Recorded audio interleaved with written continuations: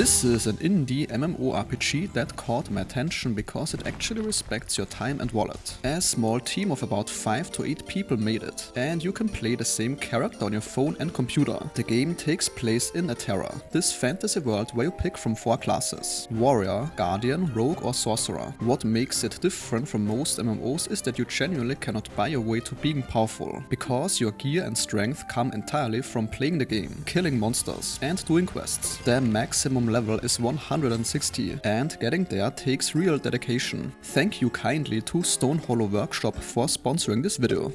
So the main gameplay loop is that you go out into different zones, fight creatures like imps and spiders, complete story chapters, and collect gear and materials. The game has this hunt system where you take on daily monster killing tasks for extra experience. The combat is pretty standard action-based stuff where you click to attack and use your number keys for abilities. Each class gets different skills as they level up. For example, Guardians can taunt enemies and heal their party. Warriors have damage abilities, that sort of thing, as you progress through areas like Stone Hollow, Maple Woods and Spider Caves. The equipment you find comes in different quality grades from common to excellent, each affecting your stats like strength, attack speed and health differently. The combat feels pretty active since you're constantly positioning yourself, timing your special abilities which have cooldowns, and managing your health with healing items or class skills. The story gets told through chapters where you help various NPCs with their problems. And yes, the story is honestly pretty standard MMO fare. The characters have some personality, but it's not going to blow your mind, with narrative depth. Now, as for the group content, there are trials where up to 4 players fight waves of enemies together for rare gear and experience. There's also the Bastion challenge, which is basically endless waves where you complete for rankings on leaderboards. The interesting thing is that when you're grinding monsters in the open world, everyone gets their own spawns, so you're never fighting over who gets to kill what. The game's upgrade system uses shards you get from breaking down equipment. You can combine these into soul fragments to improve your gear stats. There's also a cosmetic system that lets you turn any equipment piece into a skin, so basically a transmog system. Since the game is free to play, the game has this optional infinite subscription that gives you a bigger inventory, unlimited teleports, and the ability to reset your skills whenever you want. But you can absolutely play without it. It just means more walking between areas and managing your backspace more carefully. What's pretty refreshing is how the developers handle everything. They update the game every 2 weeks with new content or improvements. They are pretty active in the Discord, and they do regular giveaways and community events. The whole community feels pretty welcoming. Since the game is still technically in early access, they are working on improving the interface and performance specifically for PC. And that sentence concludes today's video. If your time was respected, a like or comment is very much appreciated.